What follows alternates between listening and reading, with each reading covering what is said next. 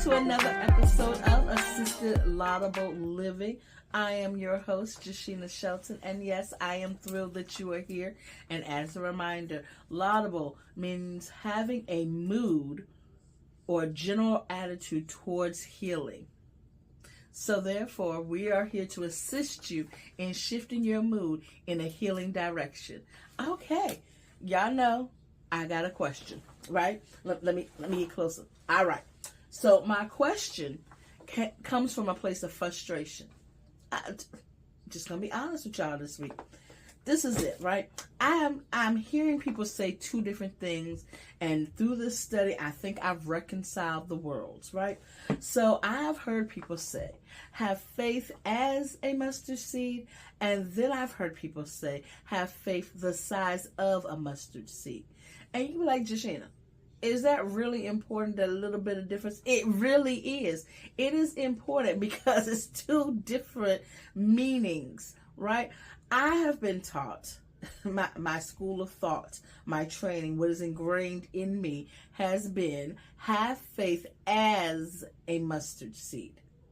Meaning the likeness of the mustard seed. What does the mustard seed carry? We're going to get into all that.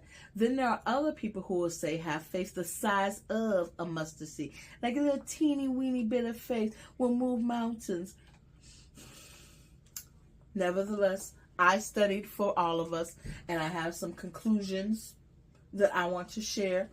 Neither may be incorrect. However, we know which side I lean towards. Okay, great. So, in researching the mustard seed in question actually refers to a seed that turns into a shrub.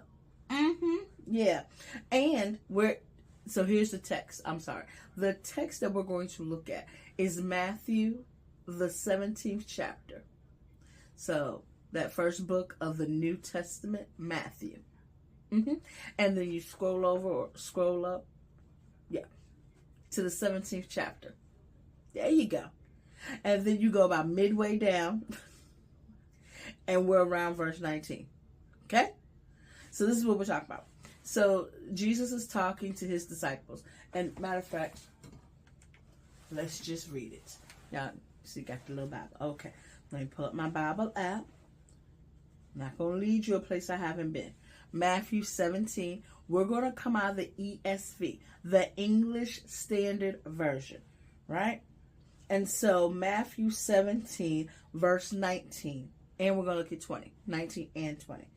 Then the disciples came to Jesus privately and said, "Why could we not cast it out?"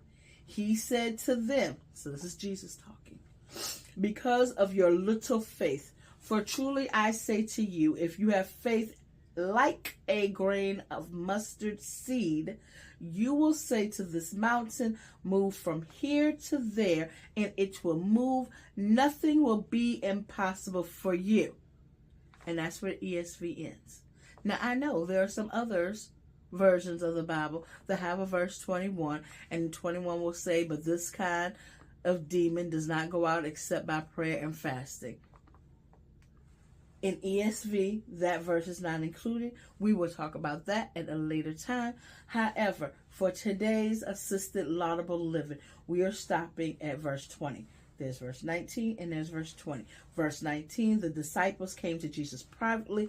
They were just in public, and it looked like they got embarrassed because they could not perform the thing that Jesus had told them they should be able to perform. So then they go to Jesus in private. They're having a private conversation. Just the disciples and Jesus are there. The crowd is not there. And so now they're questioning him. What happened? How come it didn't work? What do you mean? Where do we go from here? And so he lays it out for them. He says, because of your little faith, right? So he calls their faith little. But then he says, if you have faith as a grain of mustard seed. He never said the mustard seed was little. He said their faith was little. So for me, that tells me I need to have big faith to do big things. But I'm not going to jump ahead. I still want to go back to the mustard seed. So you know I took notes as well. right? Because I researched, because I had questions, and I want to share my answers and conclusions with you. So we're looking at the mustard seed, which turns into a shrub being a low bush, right? So this particular bush that starts off from a seed that's less than 2 millimeters, a teeny tiny little seed, okay? Great. It grows up to 15 feet. So anywhere between 8 and 15 feet. Research was not, all that specific. It said 8 on some and it said 15 on others. So we're going to go with the range, 8 to 15 feet. So that's taller than you and I. How about that? Okay. So, but it started off 2 millimeters. Okay. With thick stems, wide branches, it is fast growing and invasive, which means it cuts out the competition from native plants. It is known for its resilience. It thrives in arid, rocky soil with minimum care and is transformative. So, what I heard Jesus say, because these are the words written in red, if you have faith as a mustard seed. So if you have faith that is transformative, faith that doesn't need a lot of care and hand holding, and okay, we'll get into that later. Faith that is thick. And how does something get thick? Oh, because it's strong. Where does it get its strength? In its root system. And the other things about the mustard seed and the mustard shrub is once it grows, all parts of it can be used. The flowers can be used. The roots can be used. The branches can be used. It's a useful plant. So your faith needs to be useful. So if you've got to go down deep into certain situations, you have deep faith because you went through the arid soil on the side of the mountain. Oh, okay. You have transformative faith because what used to be here can't grow here anymore because you've come in, because you're invasive. Your faith is invasive. So those negative thoughts and those things that you used to think, we don't think on those things anymore. We put our eyes on the prize, on the things that are above and not below. We focus on things that are good and not that are bad. Oh, okay. It said the shrub itself is resilient. So that means come wind or rain or storms or doubt, all those things, the shrub still stands. The seed went deep enough, the roots went deep enough that now the shrub has a chance of life and it turns out to be resilient. Oh, okay. It's fast growing. So when you start your believing journey, and you say that I'm a new Christian, there needs to be fast growth. We don't need to be in church for 20 and 30 years the same way we started. We don't need to be in Bible study. We don't need to be saying the exact same scriptures we said when we was at vacation Bible school as a child. We should have new scriptures because we've got new seasons and we've been through some new things and we have a new chapter of our life. So our faith, this is just talk about it. He said you should have faith as a mustard seed. And although it's such a teeny tiny 2 millimeters is how it starts. How is it ended? How is it showing up? How is it representing? When storms come, diagnosis comes, family comes, doubt comes, how are you showing up? How are you showing up in your faith? How are you showing up in your faith walk? Are you invasive? Are you canceling out the things that the enemy meant for you? Or are you trying to cling on to that old stuff and your faith will not allow you? Because this is not a dormant plant. This plant, it says it's an annual. That means every year it ramps back up. It comes back up. It cycles back up. When something happens down below the surface and it is reminded of who it is. And so it rises back up every year. At some point, there was a time, that's what I'll say. There was a time when I was growing up where there was this thing called homecoming and revival. It happened once a year. For us, our homecoming at my home church was once a year, first Sunday in August. People who used to go to the church and had moved away or drifted away or whatever the case may be, came back. That's the homecoming piece of it, right? And then the revival piece would last a whole week. A whole week. There'd be a little get together on Saturday, get the church cleaned up, get everything set, and then Sunday you'd have 2 services. In between the 2 services, there was a fellowship meal. It was a beautiful thing. Then for one whole week, Monday night, Tuesday night, Wednesday night, Thursday night, Friday night, the whole week, you were in church service. And where I lived, in Louisa, Virginia, this went from church to church to church. So the month of August, you were churched up. And so therefore, it was a renewing of faith. Revival meant something. It didn't just mean show up for another service. It meant coming with a spirit of expectation. Yes, we did all the cleaning. Yes, we did all the ordering. Yes, people came from far and wide. They were staying with relatives. People were packed in houses. Buses came through, bringing people from D.C. all the way down to the woods of Virginia. All of these things happen with a spirit of expectation. And the expectation was the revival piece. Yes, it was good to see the people. Yes, it was good to catch up and have a fellowship meal. Yes, that meal could last a couple of days. And yes, everyone brought out their best recipes. However, that was not the anticipation, right? That was just the appetizer. The anticipation was the revival, because we went through 360 some days with giving and pouring and being the church, right? But then when it was time to be or for the church to have a refilling, we had the revival, to revive, to vive again, vive to life. Oh, okay. So we had new life breathed within us. And sometimes it was one visiting pastor, and sometimes it was multiple visiting pastors, visiting choirs, visiting congregations, just to make sure the goal was reached. And the goal was individual, and the goal was personal. Just like this conversation that the disciples were having with Jesus. Some stuff happened in public, but let's go behind closed doors. Let's get down to the nitty gritty and let's have a conversation. And here's the other thing. If Jesus then was willing to sit with his disciples, how much more so? Oh, okay. And when he sat with them, he wasn't coming from a place of pointing fingers and your little faith and you should have done this, you should have done that. He came from a place of the calling is higher than where you are. If I sent you out to do this, that means I have faith in you to do it. Right? Okay, great. Or else I'm setting you up to fail. And he wasn't setting them up to fail. He was setting them up to succeed. Now, he also gave them a formula. He said, go out and do this and do that. And these are things I charged you to do. And then they come back and the people are saying, hey, I talked to your disciples and it's not happening. So then that's where verse 21 comes in and says, these kind come out by fasting and praying. Yeah, you showing up for the big production amongst the crowd. But did you handle the private stuff? You studied the word. You over here quoting scripture left and right. Y'all been taught since a young age what the scriptures say. But did you fast? And did you do the kind of fast I asked you to do?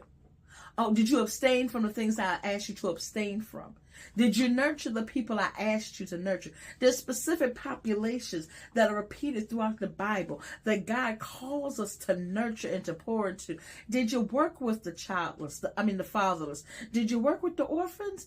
Did you work with the widows? Are you working with those disenfranchised communities? Or are you still pushing them to the side so that you can get elevated on the front scene? Because what's going to happen is if you don't handle that stuff personally and privately, when you go public, you're going to fail publicly. Oh, okay. We've seen it happen. Why does it matter if we say the faith size of a mustard seed compared to the faith of a mustard seed?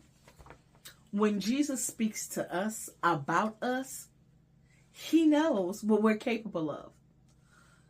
Of all the seeds for him to pick, he picked a seed that is 2 millimeters, or less than 2 millimeters, like the teeniest of tiniest, the one that's cast out, the one that could just fall out the bag and you wouldn't even know it until you say, oh, what is that growing in my garden? The one that just cast aside, the one that's overlooked, the one that the Pharisees weren't even thinking about, the little teeny mustard seed. But what he said was, although you may start off a little teeny mustard seed, what's about to happen in your life, in the right environment, with the right situation, as you do the things privately, you can become an invasive species spiritually. Because I've put that authority within you. Now it's up to you to do the things to make your seed grow. That means you have to do the fasting. And by you, I mean we, us, inclusive word. We have to start abstaining from. We have to be guardians of our eyes. We have to be guardian of our ears. We have to be guardian of the things we put into our mouth. Because nothing can come out of you. But that was already within you. And so if you are meditating on the law day and night, as the scripture has asked us to do, then it becomes easier for us to resist the temptations of the world and meditate on things that are not biblically sound or grounded or rooted in truth. Because this is what happens. We will get caught up in things that are not for us and then be like, what happened? What happened? And so then we have to go back and have these private conversations. And again, Jesus is not coming from a place of condemnation, talking about their faith is little. Their faith is little because they haven't taken the multivitamins that would help their faith to be stronger. They have not done the stuff behind the scenes so they can do the things publicly on scene. Because here's the thing, the multitudes want stuff to happen on scene, on camera. They want it now. They want that healing. And then they're saying, well, what happened? I thought you were the one. Should I look for another? And you're like, no, you shouldn't look for another. At the same time, I don't know why this mountain didn't move. Because you're not walking in your full spiritual authority. You need to research who you are from Jesus' perspective, from God's perspective. We will sing songs like, I am a friend of God. But what does that mean? Are you a good friend of God? Like, what type of friend are you? Like, have you thought about that lately? Because if we're saying that we are believers, right? This is what we're saying, because this is who this show is for. People who have already professed, you know what, I do believe in God, and I believe his son Jesus died for me, and that he rose on the third day with all power. Yeah, and that he's coming back again. Like, there's an and, right? There's not a but, there's an and. And he's coming back again. I believe that he was more than just a great messenger, a great orator, a great crowd pleaser. You know, I believe more than that, right? And now I want to have a personal relationship with him, and he will influence me as I influence others because I've been influenced by him. Because, you know, we're in the age of influencers. Oh, okay. And so if that's who we're following, emulating, acting like, copying in our lifestyle and in our choices, that needs to be who we're copying in our lifestyle and choices. If we're saying, physician, heal thyself, and it's not working, and then we say stuff like, well, either you're going to get on this side or the other side. Like, we have to make up for the gaps of faith. No, you're going to get it the way you're going to get it, how it's going to be. Because when Jesus was in the garden, his prayer was what it was. Father, I pray that you remove this cup from me. But nevertheless, not my will, but thine will be done. So take it back to the mustard seed. Everything has a season, right? And so as you grow in maturity, you're like, oh, I'm an old shrub. I've been at this for a while. I've seen a storm or two before. And you remember and reflect on the goodness of God and where he was before. You realize for every mountain, for every valley, for every diagnosis, for every abandonment, for every neglect, for everything that didn't go your way, it still worked out for your good. But that takes maturity. And in order to get to maturity, we have to go through immaturity. It is a growth process. We don't ask babies to run track for a reason. Their little legs can't do it. Bless their little hearts. They just wibbling and wobbling, falling down, running over, but they get back up again. More often than not, they get back up again. And I'll give them their credit. But they're not doing the mile. Why? Because their body is not conditioned for that yet. So some things we're asking and we're looking at and we're judging people on, but spiritually they're not there yet. Now, is that on them? Is that because they have little faith? That's between them and Jesus. You see how that works? That's between them and Jesus. That judgment piece that we keep picking up, that's not even our role. Our role is to walk by faith and not by sight. I don't know. I don't know how it's going to work out. I just know who will help me work it out. I just know he told me to have faith as a mustard seed, as something that starts off small and grows to be invasive and take over and overpowering. And that's how my faith has to be. Why would my faith have to be as a mustard seed unless I was going to encounter other things that are native to earth? Mind you, this is not our home. We're not native to earth. So therefore, if we come in with our faith as an invasive species, we are here to take over on a faith level and walk in spiritual authority on earth while we're here. Do y'all see that? Like, in just those two verses, we need to have faith as a mustard seed. We cannot continue to tell people to have teeny tiny faith and expect big things, because I don't believe that that's what this is saying. Now, I've seen the other translations that say the size of a mustard seed. I've seen that. However, I can't rationalize that in my mind. I will not have cognitive dissonance about this verse. I'm going to make it applicable to the life that I've been called to live and the calling that is upon my life, right? And so verse 20 also goes on to say, as I have faith as a mustard seed, it tells me nothing shall be impossible for me. So therefore, when I choose to worry about tomorrow that hasn't even gotten here, or when I choose to dwell on the past that has already happened, but I heard that nothing, and I read that nothing should be impossible for you, and I don't take that to heart, then my faith is still little. And I need big faith, because the world and the way of the world that we are living in, it requires big faith. The headlines tell us we need big faith.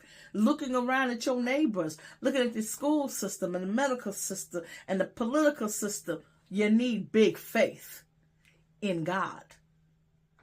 Oh, okay. So that's how these verses minister to me. If it ministers to you something different, if during your private conversations with Jesus, he reveals to you something different on these verses, feel free to leave it in the comments. We can have a conversation, right? Because if we don't have conversations and communicate with each other, that'll be something that can be used against us later, right? It is important and imperative that we learn how to talk and listen and exchange ideas as we walk this faith out. And that's what I got from this in Matthew the 17th chapter. Again, if you have something different, feel free to leave it in the comments. It's Assisted LAUDABLE Living. We all trying to get healed and whole. All right, y'all. See you next week. Y'all take care.